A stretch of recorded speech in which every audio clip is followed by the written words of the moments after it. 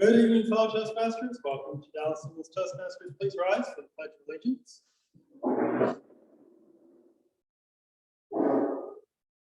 I pledge allegiance to the flag of the United States of America and to the republic for which it stands, one nation, under God, indivisible, with liberty and justice for all. Before we get started, I just want to recognize a few people. We have Karen Lee joining us back live for the first time. So please welcome her. We also have a returning guest who is paid, so we'll be talking more about him later, but please help me welcome Wes.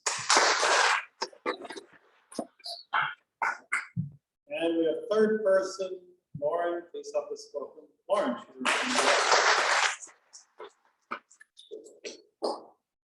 With that, I will now go ahead and turn the meeting over to our Toastmaster accountant.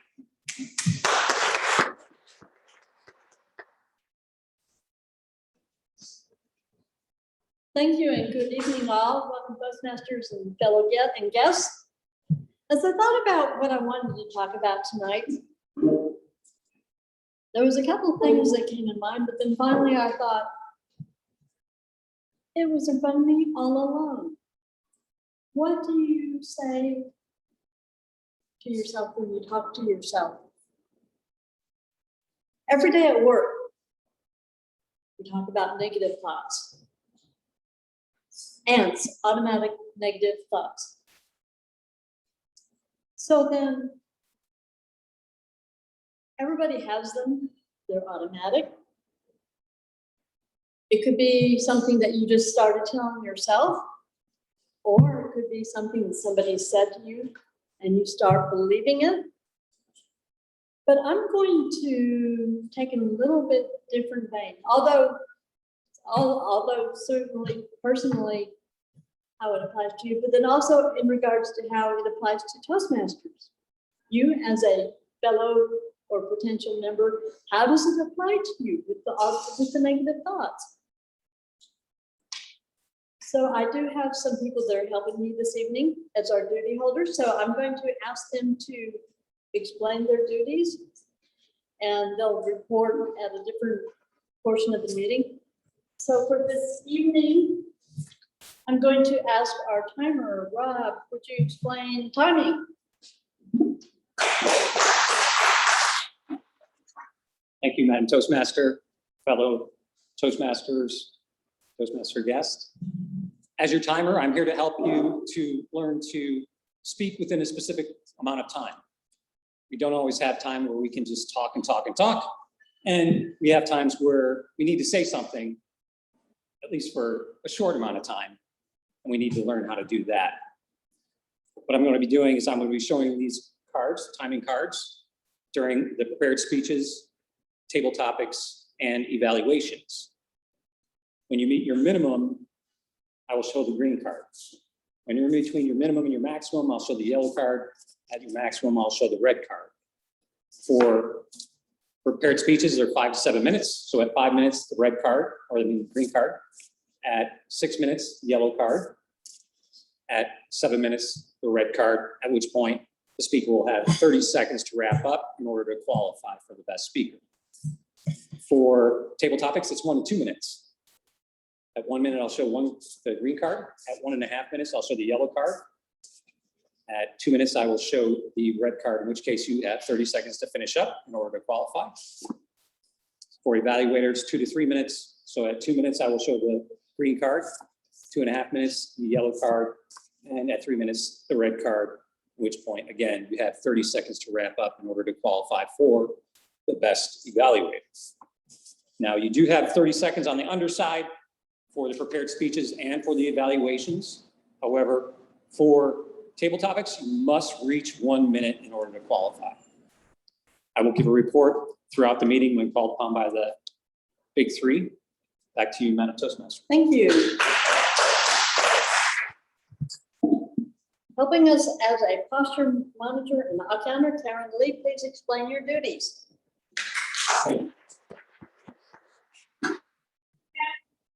Toastmaster. During the meeting, always watching for distracted postures. They are great help. I won't go through the spirit speeches and say, shifting around, movements together. I'll make notes and I'll present them all. Also, as I gather, I'll count long pauses, and notes, and I'll make notes and I'll put this when possible. I won't be clipping during any parent speeches. Back to you. Thank you, Karen. Tonight, our vote counter is going to be Mark Schroeder. Please tell us your duty, Mark. Thank you, Kim. So my duty tonight is as the vote counter. We hope that we will have 4 votes tonight. That will happen if we don't have any disqualifications. What we do basically is if each of the sections that are contested by more than one contestant, we will have a vote, as long as, again, there's no disqualification. So that's going to be for best speaker, best table topics, best evaluator, and finally for the best of the big 3 tonight.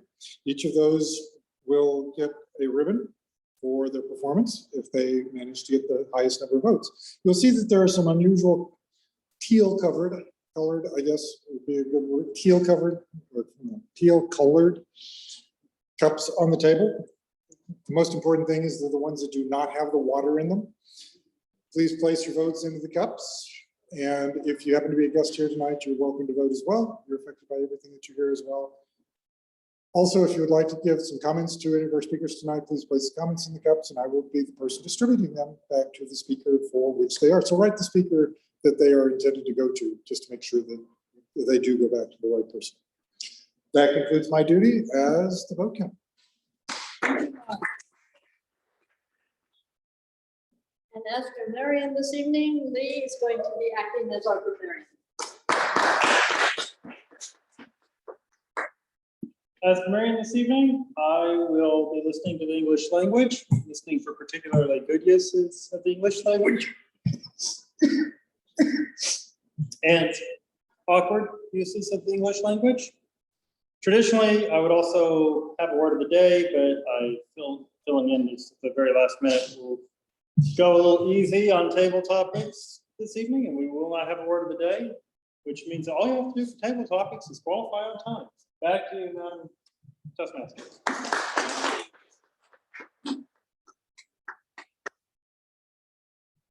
Thank you to all our duty holders, and we're looking forward to hearing from you later in the evening. Most of you will remember the first time you gave a speech or table topics. You probably remember the excitement, the nervousness, maybe, what am I doing? What did I get myself into? Everybody that joins Toastmasters is here for a reason. And part of that is obviously being able to communicate better, communicate more effectively, but also the leadership skills that you can develop.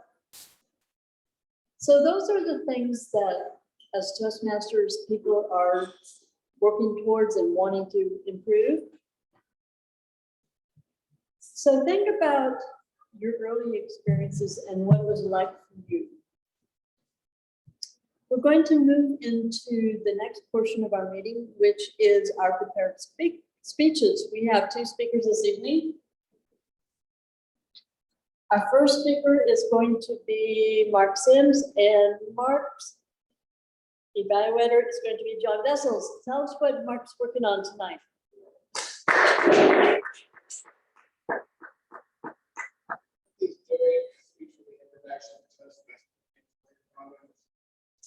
And his primary goals tonight was in the speech for the members who have shared aspects of previous experience with as a president. And its title is the elected mentor, and it is 7 minutes. Welcome, Mark Sims.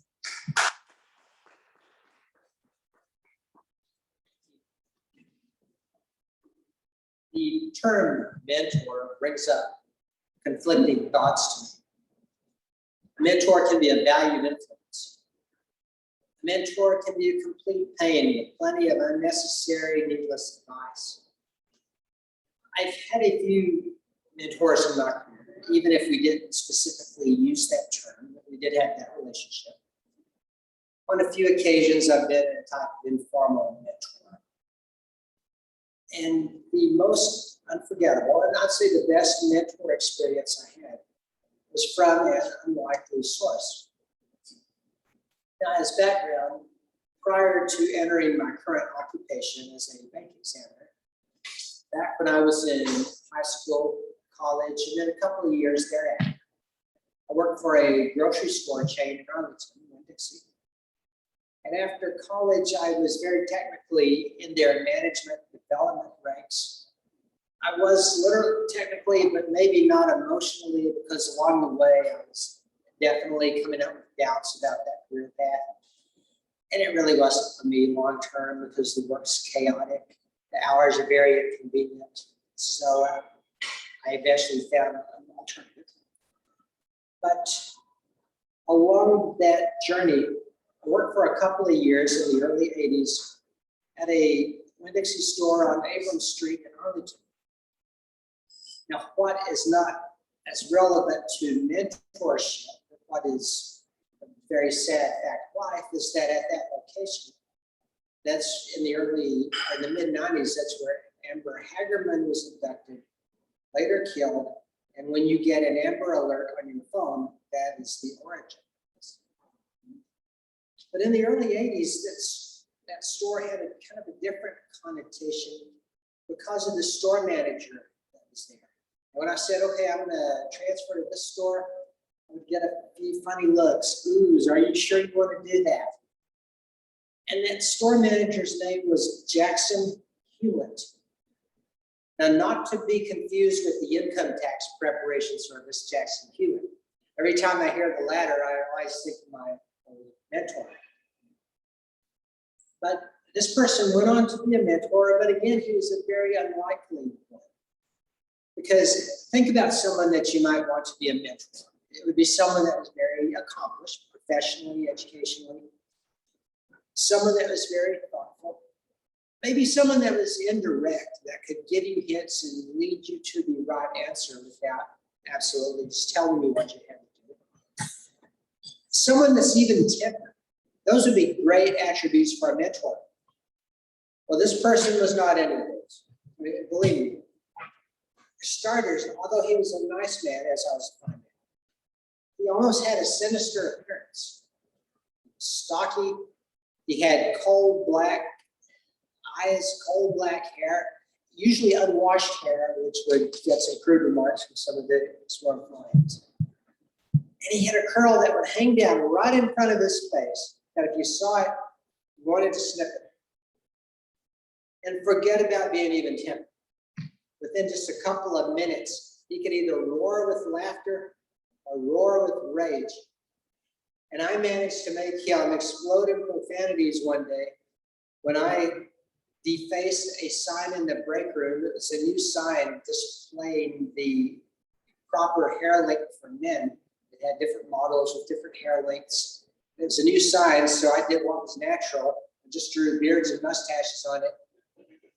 He came in the room, saw my handiwork, exploded, started swearing, and I tried to act like I was invisible to hide from the consequences.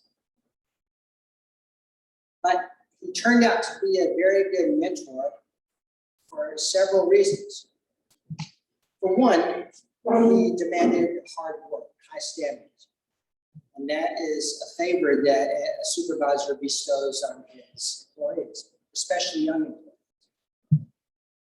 Also, he was a lot more nuanced in his treatment of people than what I thought. His reputation was that he hollered, yelled, and screamed at everyone.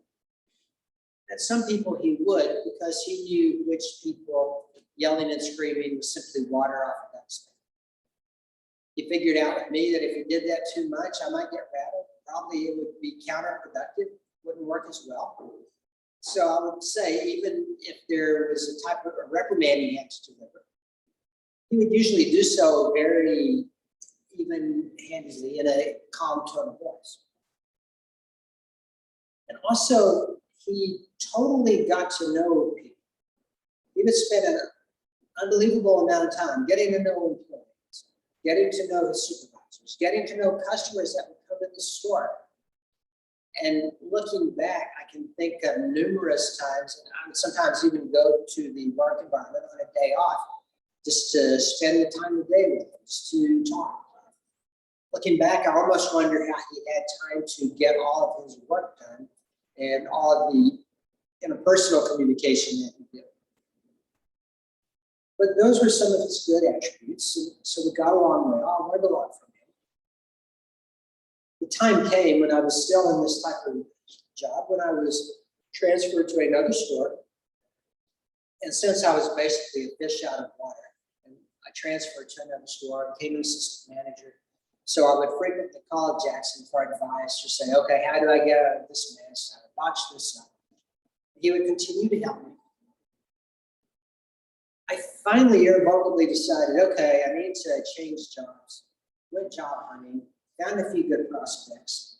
And as his last act of a mentor, he let me go. He helped facilitate the departure by serving as a job reference. So the time came when I found other employment. I went around to different locations to say goodbye to old friends. My last stop was to talk to Jackson. And the last words I remember telling my very unlikely mentor was that he had been a good friend. Indeed, he was. Madam Toastmaster.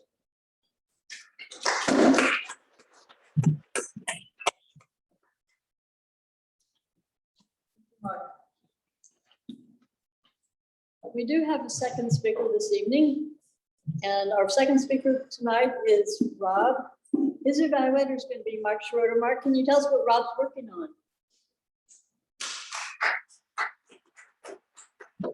Thank you, Kim. Rob is working on something that's almost straight out of the old set of manuals, because this was on body language, which is kind of unusual, and other non-verbal forms of communication. His goals for tonight, I get one for vocal variety. His goals for tonight are to present a well-organized speech on any particular topic that he chooses. I'm supposed to watch for any awareness of intentional or unintentional movements or body language. In particular, note anything that I see that is distracting or things that contribute to his message. Speech can be humorous, informational, or of any type that he chooses. And it is not supposed to be a report on exactly what the project is itself as well. And his time is going to be 5 to 7 minutes. Thank you, Mark. Please help me welcome Rob.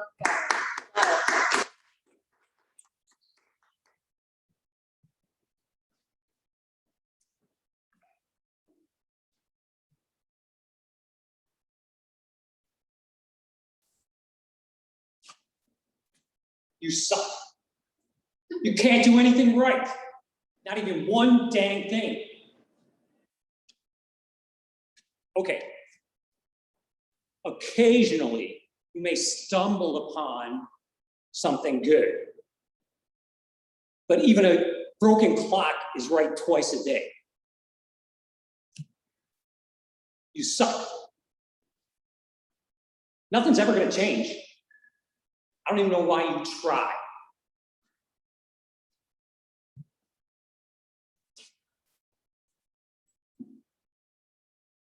Some of you may have thick skin, but I would imagine that you may have a couple of feelings after that. Maybe you feel a little low, maybe even angry. Words can have a huge impact. And how you use those words is very important. When we stand up here and we give an evaluation, we have the power to affect people. Tonight, I want to help you learn or possibly just kind of refresh your approach to giving evaluations. Help you to think again about what you should be doing up there. And I'm going to do that by telling you what, how, and why.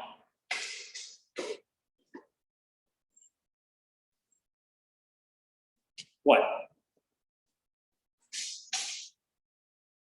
What should we be giving as far as information?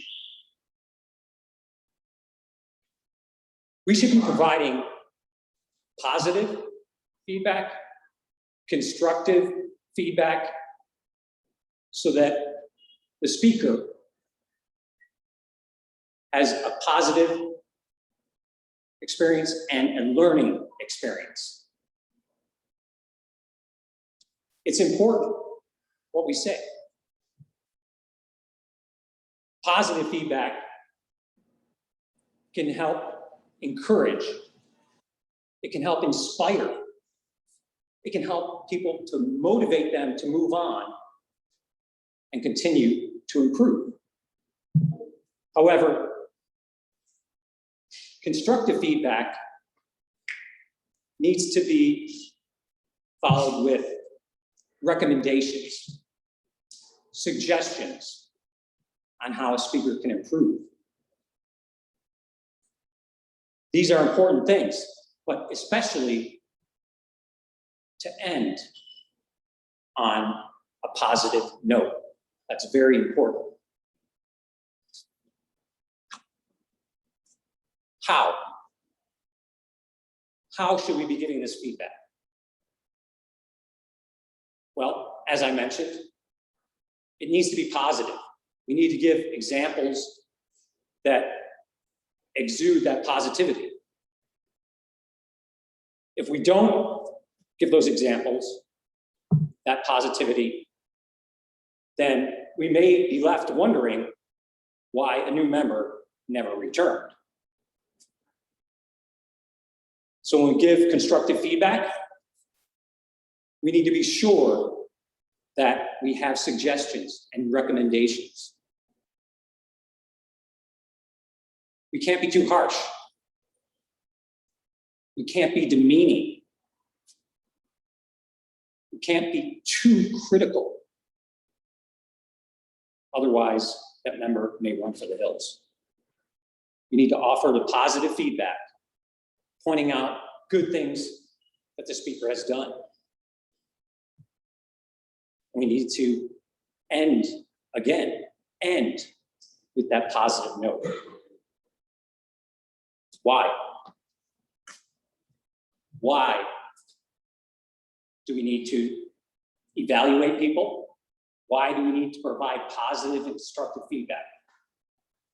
Well, evaluations are a way for us to learn, a way for us to grow, to get better. I think that evaluations are probably the most important part of each Toastmasters meeting and each Toastmasters journey. The positive feedback, as I said, it can propel speakers. It can get them inspired to continue on. It can force them to stretch themselves even more because it's positive and they feel good. The constructive feedback, that can also motivate. If you do it correctly, by offering suggestions and offering ways that they can improve through recommendation.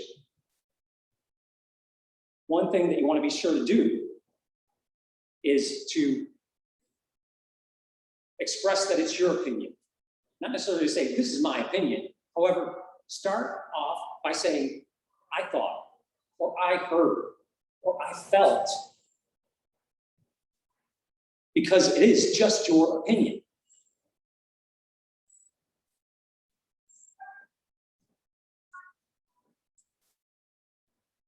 speaker can gain both confidence and an opportunity, the tools to rise, to improve, to grow, to stretch, as I mentioned.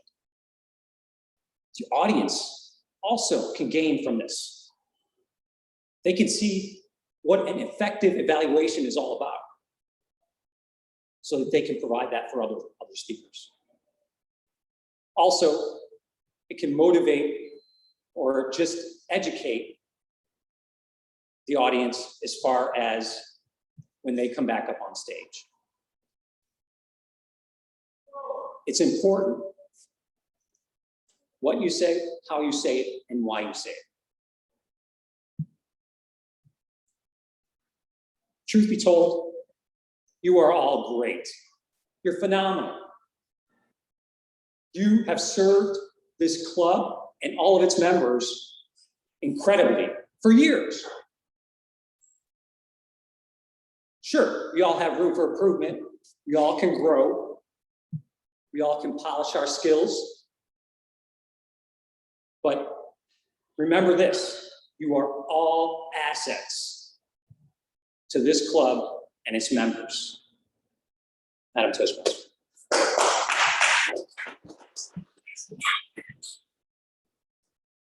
Thank you, Rob. You will find ballots in front of you.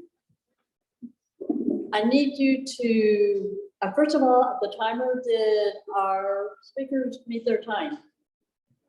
Rob did not.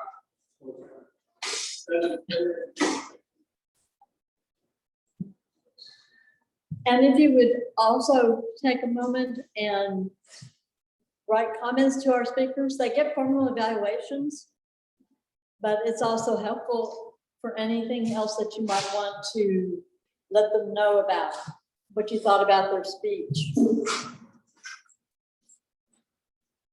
We all come with varying degrees of strengths in communication skills when we join Toastmasters. For myself, I knew that I needed Toastmasters. I knew what I wanted to accomplish. I knew that I had the potential. And so you still have, sometimes you have those doubts or thoughts about how am I doing in my communication?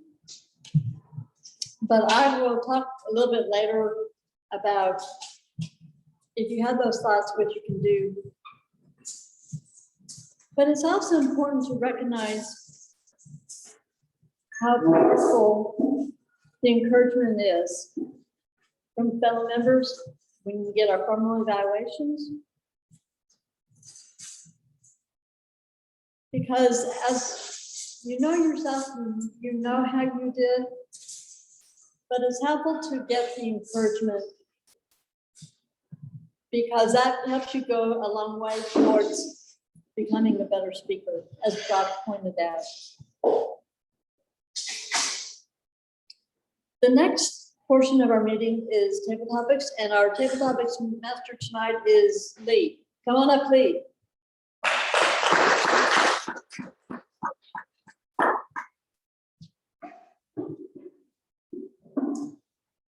This is the table topics portion of the meeting, the impromptu speaking, where members will have 1 minute to give a mini speech, but no more than 2 minutes and 30 seconds. So you must speak for 1 minute.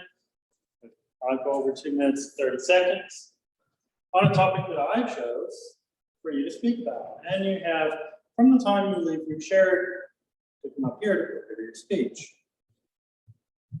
Given tonight's theme, I was a little perplexed about questions regarding what am I thinking to myself. I don't really know that I would necessarily really want to know what you're thinking to yourself.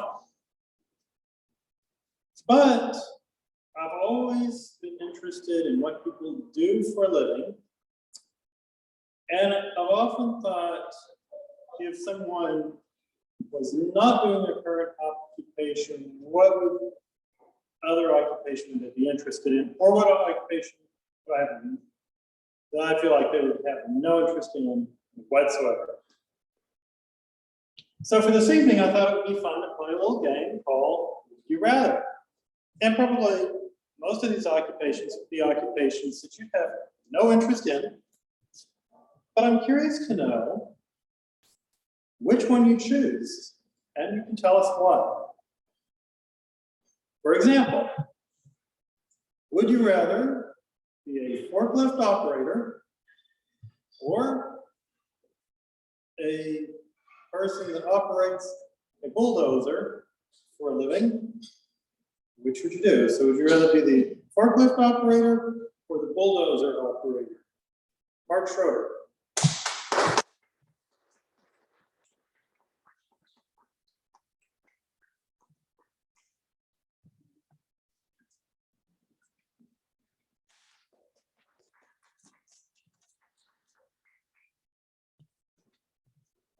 Forklift operator or bulldozer operator?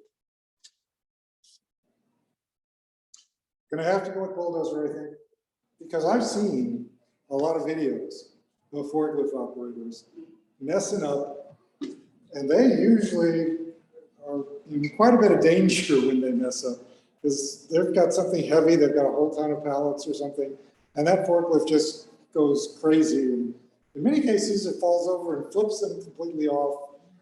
And if I don't know what I'm doing, if I'm only filling in for somebody like for a while, I think that would be a real danger for me to do something like that. Whereas a bulldozer, that would be a really earth-moving experience. So I think just for that reason alone, a bulldozer would be a little bit safer. It's a large, heavy piece of equipment. I would have to make sure that I have Dramamine, Tylenol, or something that says do not operate heavy machinery before I get on it, just for fun. Okay, but still, I would pick that because it would be safer. It would still be a ton of fun to move stuff around with it. And I don't think that I would end up hurt or in the hospital as a result.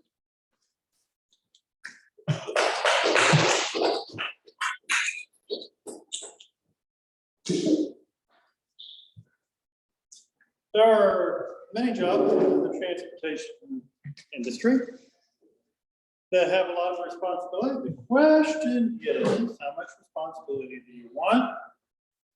And if something goes wrong, where would you want to be when something goes wrong? Neither place is convenient necessarily. But the question is, would you rather be a pilot of a commercial jet or a captain of a cruise ship? Dagan.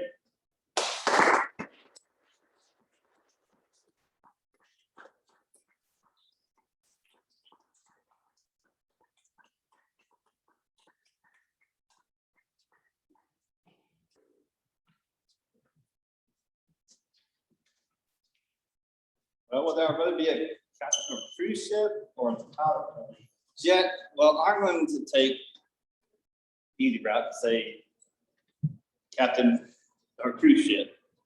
Because first of all, it's going to be much more fun being captain of a cruise ship because you're out in the water, seeing the sights. You might see a whale shoot up out of the water, or something like that. The seals or dolphins, I should say. Playing with each other. Those would be more fun things to see while you're being a captain of a cruise ship versus a pilot of a jet. You're going speed of light. I'm not going that fast. You're going pretty fast. Pretty fast. You're not going to be able to see anything up there anyway, except for maybe a near miss from another plane. So that would be more. That'd be more. Thank you. That's be more terrible to me. So I think being a captain of a cruise ship would just be a lot better because it'd be more fun because you can set you can set a plane on autopilot too, but you can set a ship on autopilot and go walk around, visit with the people. You got plenty of space to do that.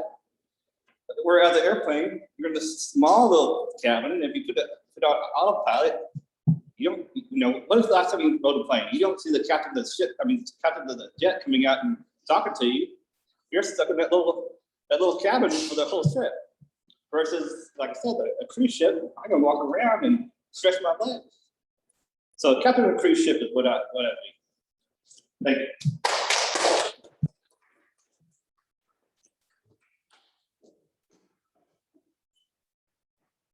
New objects come out every day. You have the inventor who thinks up of the object, has to worry about if someone's actually going to invest in their product and if their product is actually going to sell, or if they're going to go potentially $1 million in the hole and end up without anything. Or there's the investor who doesn't really know if the product is worth what the inventor thinks it's worth. You can make a ton of money off of the product if your judgment is correct. However, if your judgment is a little flawed, you may end up being more in the hole than that of the investor. Which begs the question. You came up if a new object were to be invented and you could pick, which would you rather be? The investor or the inventor? John.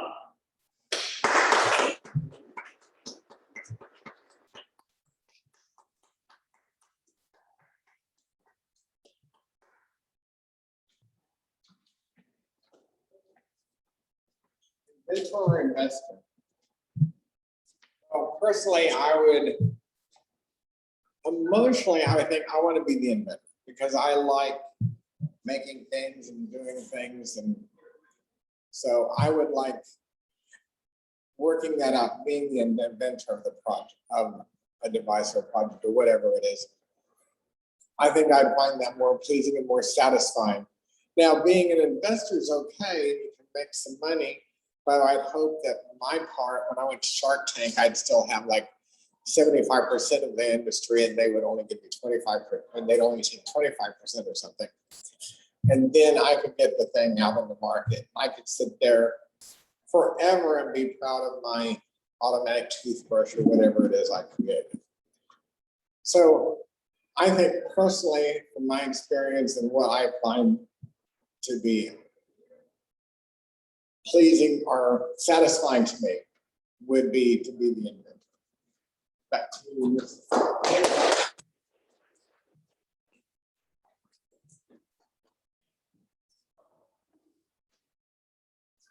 There are a lot of dirty jobs out there that will definitely go home dirty every day.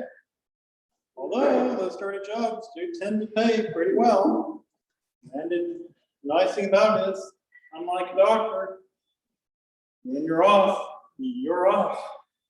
The other thing is, some of the dirty jobs out there have to do with city shrinking budget, which means that you probably don't have to worry about overtime too much.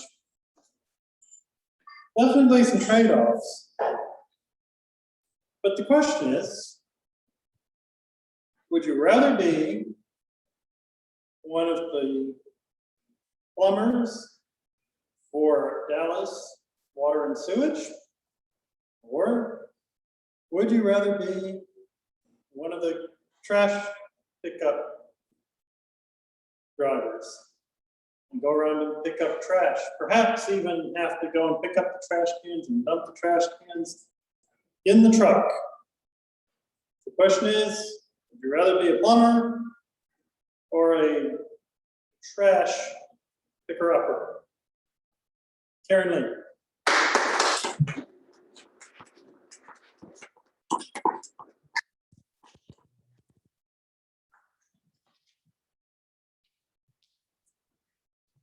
Mr. Table Topics Master, fellow Toastmasters and honored guests. I was hoping that you would pick me for this question. I would rather be the plumber than the garbage collector. Because since I moved into this condominium in March of 2020, I have spent a small fortune on plumbing bills. I've replaced the faucets, the insides of both commodes, the cutoffs inside on the commodes and under the sinks. Had to have a new, had to have a new way to turn on and turn off the water for the ice maker. And so when that happened, then the condominium manager that was working then had the people that turned on the water before calling me. That flooded the kitchen. And it took a long time. That was a State Farm claim to get that taken care of. So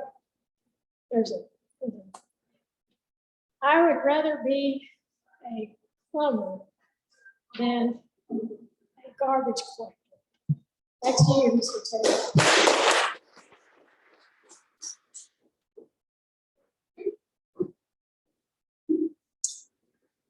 If you just go just a couple of miles from here, you run into University Park, Highland Park, a lot of money, nice homes.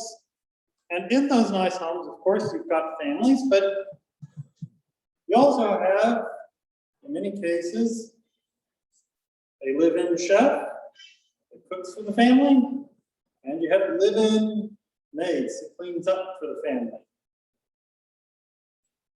If you had to pick between the two, would you rather be a live-in chef for a rich family? Or would you rather be a live-in housemaid for a rich family? Yes.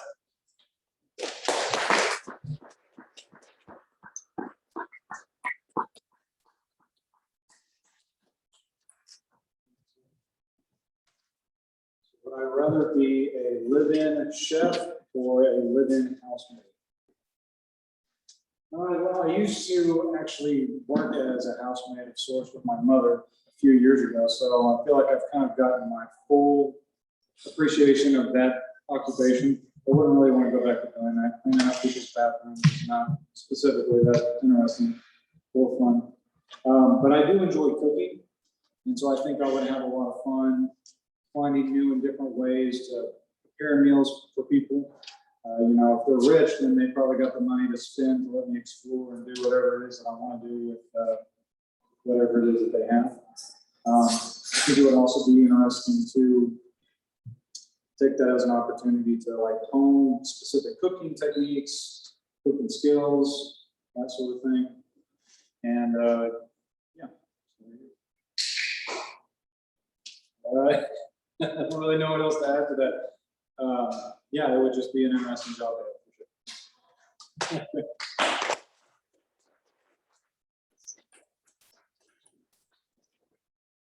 As I mentioned earlier, there are doctors that work on call all the time. There are other doctors that pretty much get to select their hours. They might even only work 3 or 4 days a week. Whatever shift they want. Seems like a pretty good deal, except a lot of those doctors are not the most desirable, or potentially not the most desirable doctor, in that they have some pretty dirty work to do on the human body. Which begs the question, would you rather be a podiatrist that has to cut a lot of old people's feet and fix the skin, and who knows what the feet might smell like? Or would you rather be a dentist that specializes in working with adolescents who don't take care of their teeth? Which means you've got a lot of dental cleaning to do. And perhaps dental caries along with halitosis and a number of other things. So either way, the question is, would you rather be a podiatrist that works with the old people that have 4 feet, or be the dentist that educates our youth on how to take care of their mouth? Mark Sanders.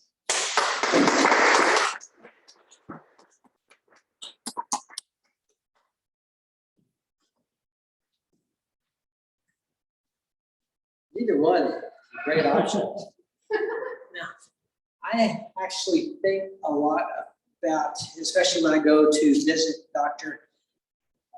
I may be the only person in America that maybe feels sorry for doctors in a financial sense. Because on one hand, they get squeezed with healthcare, maybe Medicare, Medicaid reimbursements, or also their bills get negotiated down by the private health insurance firms.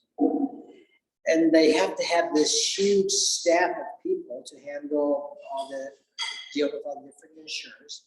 So they have to have a lot of overhead. I wondered about my PCP, primary care physician, exactly what he brings home for all of his hard work. And he has to hit it every day. But between those two options, I would rather be the podiatrist for elderly people.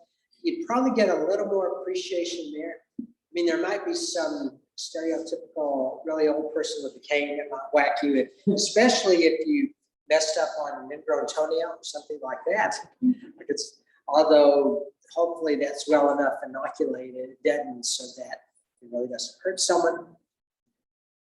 And being a dentist is a very honored occupation, but if you specialized in adolescents and had to maybe deal with occasional adolescent hysteria, probably well out of my skills. So I would be probably the least popular podiatrist in Dallas-Fort Worth area.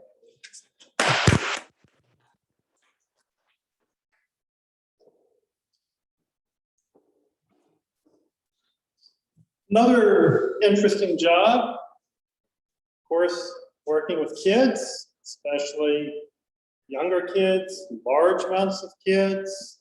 That could be a challenge again, dealing with adolescents. They come with larger bodies and more hormones and other issues.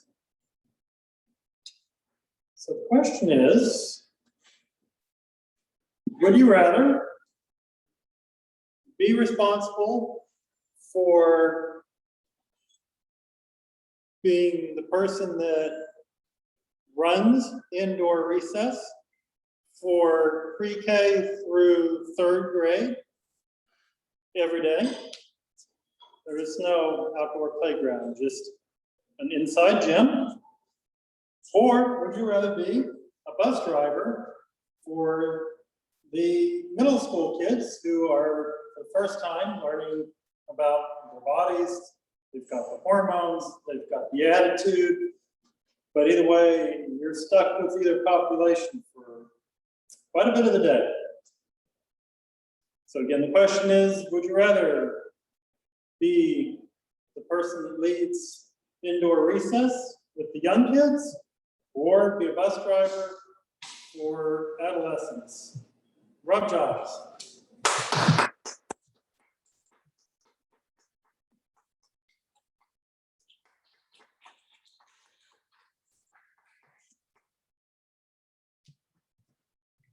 Thank you, Mr. Topic Master.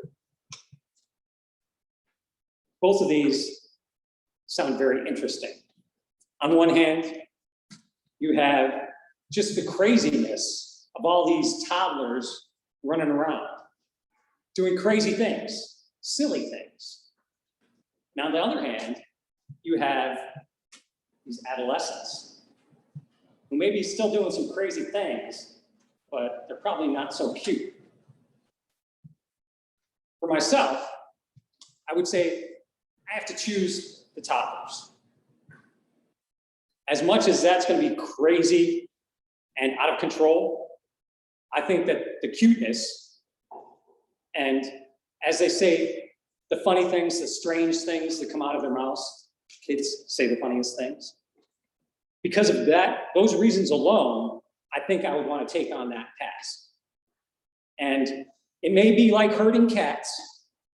It may be worse, but that would be my choice as far as whether I wanted to herd those little kids, those toddlers, or deal with who knows what on a bus every day for some young teenagers. Back to you,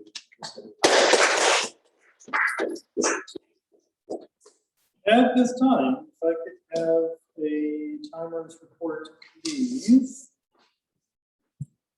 Mr. Topic Master, everybody qualified on time? All right, at this time. Considering the person for today, please vote for the person that you felt was the best job. Take a photo. Enjoy.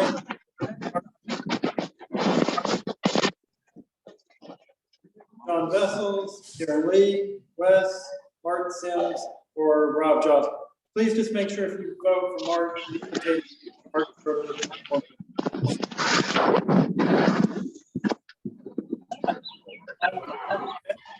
And call for the general evaluator, Dagan Newland. Dagan.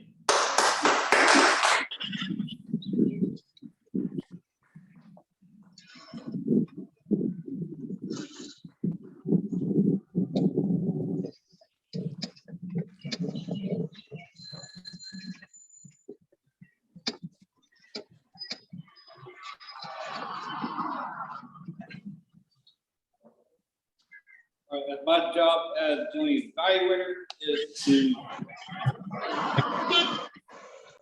call upon the evaluators to come and give their evaluations to the speakers and call upon the duty holders to, get their reports. But first we're going to be calling upon the evaluators to come up and give their evaluations for the speakers. And our first evaluator tonight is going to be John Vessels, who is evaluating Mark Sims. So let's welcome John Vessels.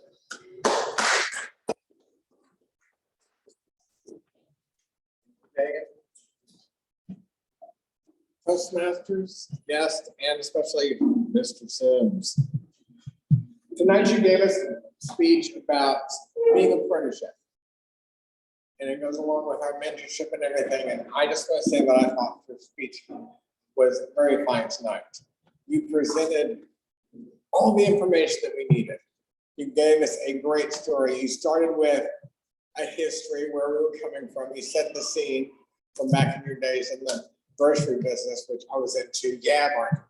Anyway, you presented us an interesting story too about a man that you were going to have to be mentored under that had such a bad reputation with everybody else that it kind of concerned you, but you still wanted to go do it. And you explained a lot about the man, both physically and what attributes he had that made him a good mentor, that you did, you kind of what you expected, and then what you really found out about him, you turned it around.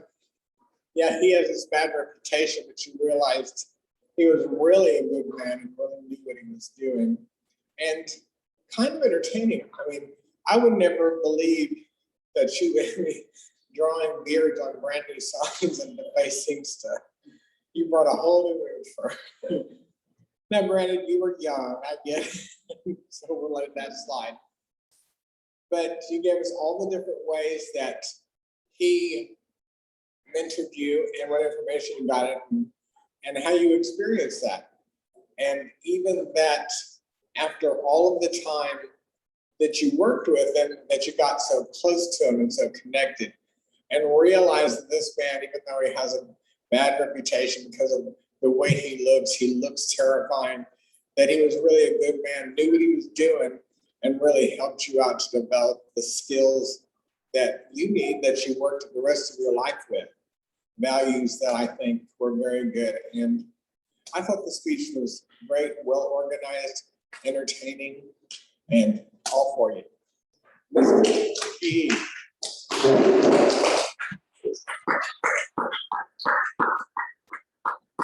John, so our next evaluator will be Mark Schroeder, who is evaluating Rob Josby. So welcome to Mark first.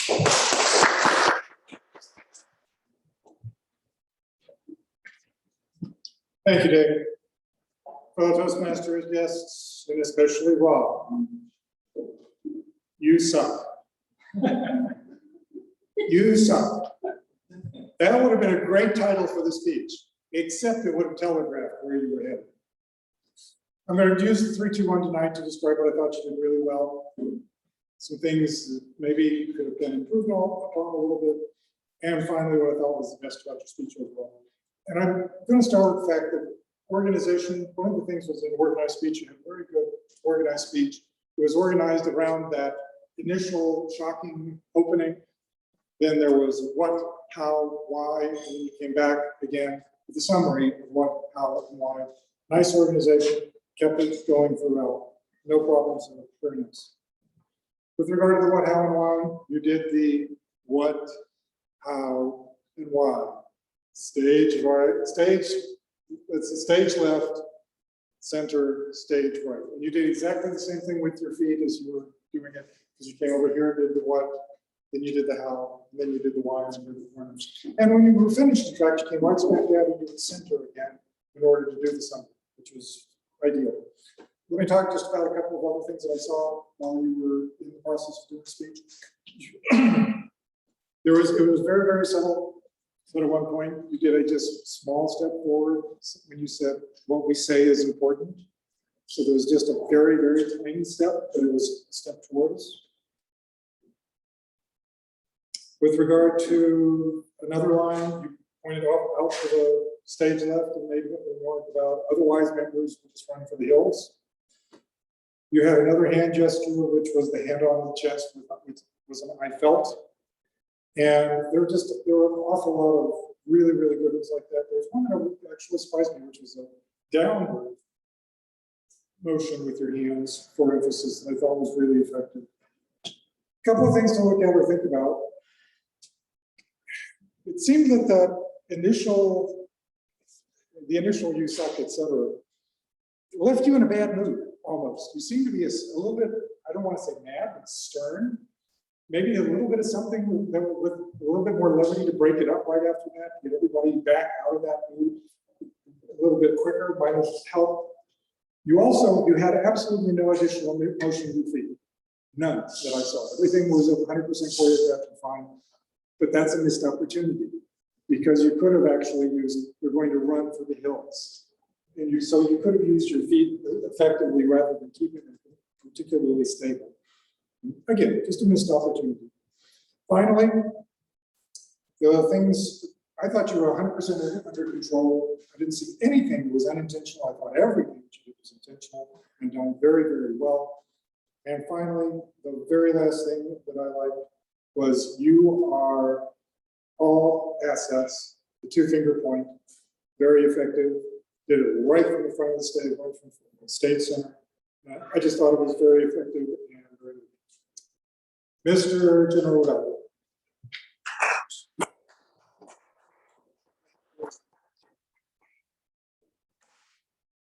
Thank you, Mark. Now I'll call upon a timer's report. Did both evaluators qualify on time? Mr. General Evaluator, both evaluators qualify on time.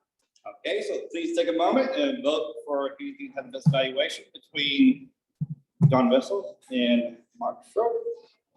Also, if you have any comments for them as well, please feel free to make a comment too. Make sure you put their name so the counter knows who goes.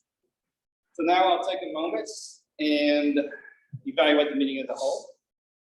So it's always good. We just start on time, so that's always good. And when it comes to the Toastmaster, I think it's a pretty good thing, but the only thing I'd like to see is, I know there were some blanks on the sheet, and we didn't know who were filling those blanks, so we actually called upon the person. So on this, just be, I guess, I don't know if anybody else would be, I feel like that we could say that up front before we start, let's see who's filling the roles. That way I know who's filling the roles before I actually call upon. But other than that, I think it's pretty good thing tonight. As well, when it comes to our speakers, I think both speakers did a really good job. And I like, Mark Sims' speech, he gives a little insight about when you do speeches about things that happen in your life. So it's always good to hear. And Rob, you always do good speeches, especially this one about, the evaluation thing. That's always, good to hear, kind of refresh our memory on how we should do things. Now, like I said, constructive, you say constructive, it's not negative, it's constructive. It's negative, it's a negative connotation, so you don't say that. You talk about, you talk about your opinions, you say, my thought, I felt So I'm gonna agree with that. And of course, you went over time, you know that, but, you know, you had a few positives here. I mean, I thought they were kind of effective, but maybe been effective, you know, going over time too, so. But overall, I really like those speeches. When it comes to table topics, that was definitely interesting. This or that thing. So I thought it was really great, actually. You know, they were easy enough questions, but they got me thinking.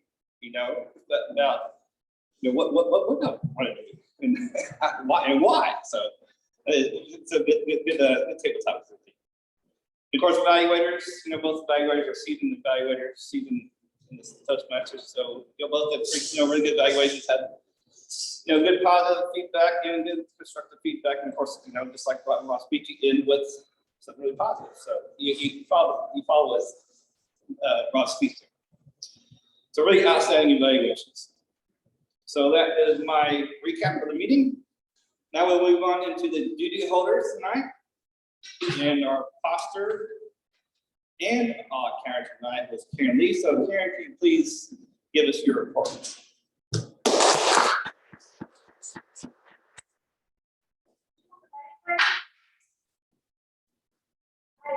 I noticed that one sentence did put his hand in his hands when he was giving his speech. He also talked with his hands. Rob, he used two fingers. He was pointing against the pasta note. He was giving his speech. Put his hand on his chest. Went to the stage. And he said that we're all grace. You know, it's served great. That all it's served great leaders.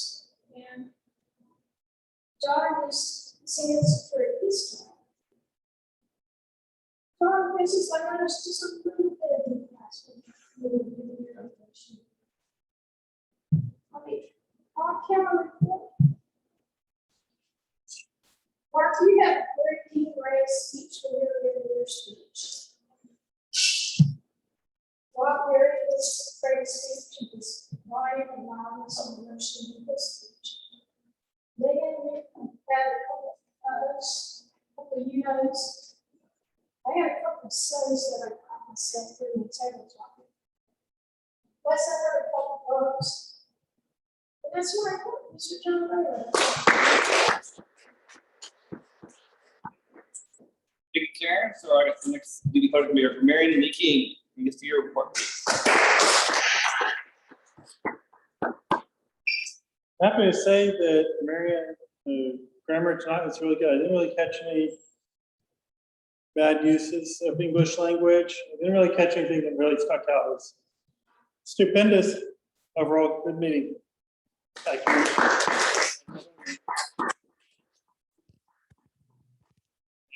Dave uses stupendous, but stupendous. I like that word.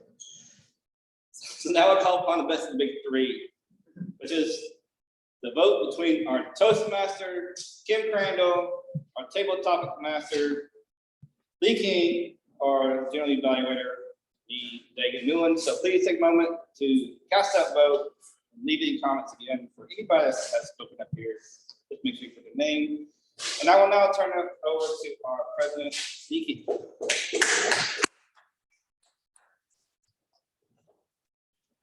First and foremost, as I mentioned earlier in the meeting, we do have someone who is paid. Actually, we've had two people that have paid dues. One person's here, the other one is not. We will vote both of them in. So if I could have Sergeant Arms please help escort it out. Our guest newer member, Wes, out so we can proceed with that. Again, this is just a protocol for Toastmasters International. Won't take that long.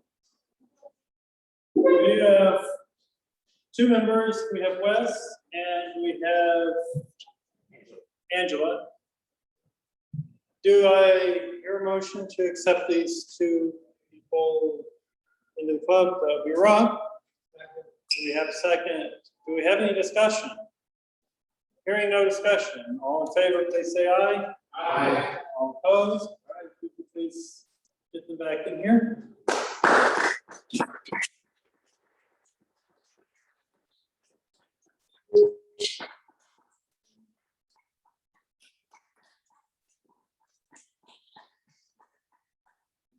Congratulations, Wes. You're now officially a member of Dallas Toastmasters. Couple of other things. We will have officer installation coming up soon.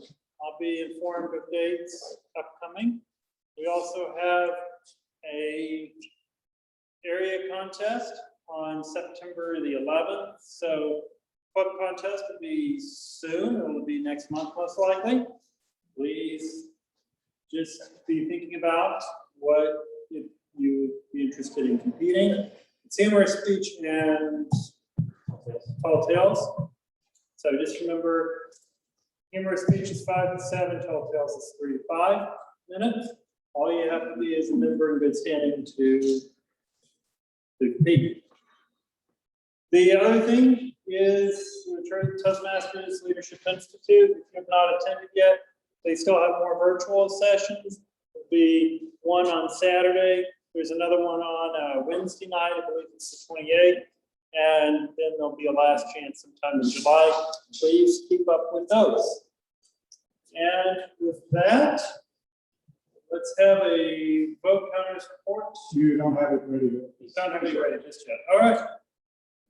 Tap dance. Tap dance for just a couple more moments. Anybody else have anything that they briefly want to share? No? Okay. Yeah, please. Yes. I would say, right now, a tentative schedule for our division director to come and do the officer installation. And we're aiming at this point, I haven't heard anything otherwise, so we're looking at July 22nd. Oh, wow. Okay, that's 2 weeks. Oh, wait, July 22nd. Yeah, that's in just 2 weeks. Not far from now. Okay. So that will be coming up, and then I'll also be reaching out to the officers. We'll probably just do a Zoom officer meeting sometime here pretty soon, basically to finalize when the club contest will be, as well as if we're going to be doing any membership drives, anything like that, going into the new Toastmasters year. So that's all going to be coming up as well.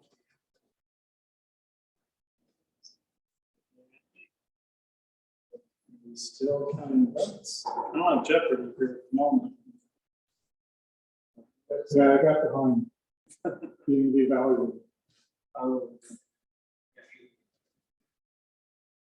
And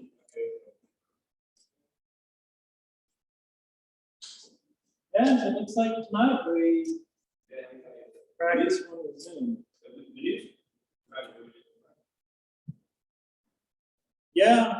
Yeah, I couldn't tell what was going on.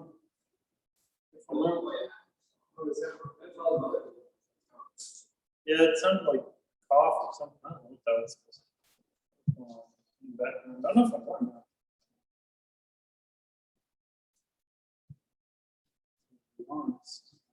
So then, can you explain, most of us know, Wes may not know, the difference between the Toastmaster year and then the, I guess, financial semesters, as far as that's concerned? Can you explain when those are, the fiscal year? Yeah, the Toastmaster fiscal year runs from July 1 through August 3rd through June 30th, but they're semi-annual terms. So the first half is obviously July 1 through December 31st, and then the second half is January 1st through June 30th. So that's, What about the the member payments? yeah, membership payment that will be due in September and March, I believe. So I don't know if you've paid, Wes, if you'll be paying again next month. We started asking for money in August for paying for your September dues. So I'm not sure if you're paying for both. You can pay for September through, you can pay now through March if you want, or you can pay them later. Barner knows all this. We've had aims of trying to get people to pay dues before. What's turning the dues? So if I come from another country, I have to pay the $20 new membership. No. Okay. No, that's just a one-time. You would be, For you to once, yes, once your arm has been twisted enough, it would just be a mistake. Plus, you get a free pass. What about the running for the backpack? Well, that would be one of the things. That'll be something down the road. If you remember, yeah, whatever we do with it, if we do drive or drive or some other activity or event, then if you remember, yeah, we'll need the money. Or if you don't, but.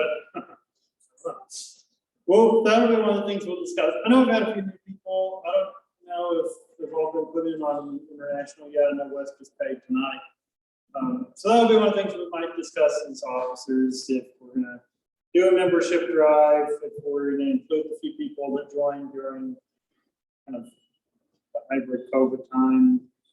Or if we're gonna, how we're gonna structure that. When would be, yes, Mark? Okay. Real briefly, is there a particular night or time that's best for the officers to do Zoom meetings?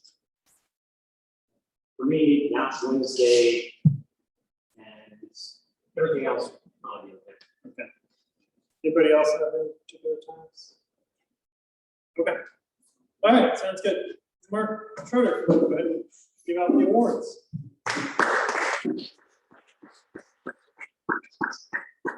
All right, so we have best speaker tonight.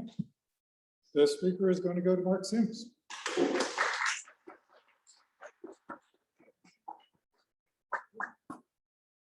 Next, we have best table topics. Best table topics tonight goes to Rob Giles.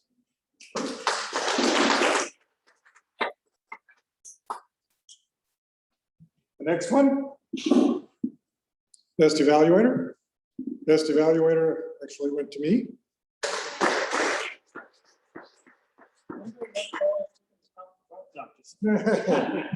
And finally, best of the big three. Drum roll, please.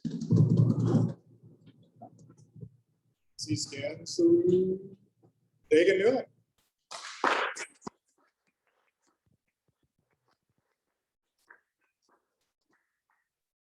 That meeting is adjourned.